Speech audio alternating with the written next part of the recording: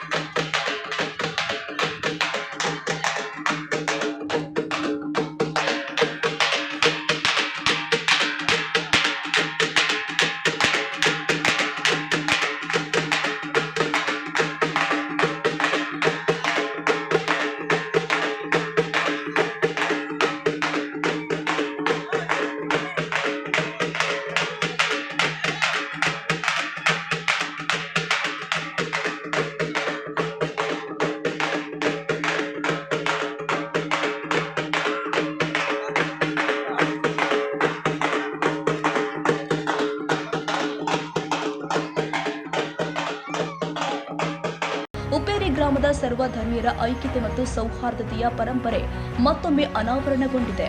ಮಲ್ಲರೆಡ್ಡಪ್ಪ ಹೆಚ್ Doddamani, AG news.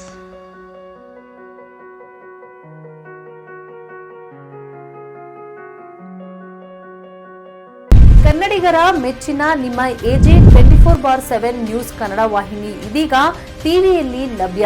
ಒಂದು ವೇಳೆ notice ಕೊಟ್ಟಿದ್ರೆ ವಾಪಸ್ ತಗೋತೀವಿ. ಇವತ್ತು ವಕ್ಫ್ ಪ್ರಾಪರ್ಟಿ ಅಂತೇಳಿ ಬರ್ತದೆ ಅಂತ ಹೇಳಿದ್ರೆ ರೈತರು ಬೀದಿಗೆ ಬಂದ್ರೆ ಏನ್ ಮಾಡ್ಬೇಕಾಗತ್ತೆ? ಯಾರು ವೋಟ್ ಹಾಕಲಿಲ್ಲ ಅಂದ್ರೆ ಗ್ಯಾರಂಟಿನೆಲ್ಲ ಸ್ಟಾಪ್ ಮಾಡ್ಬಿಡ್ತೀವಿ.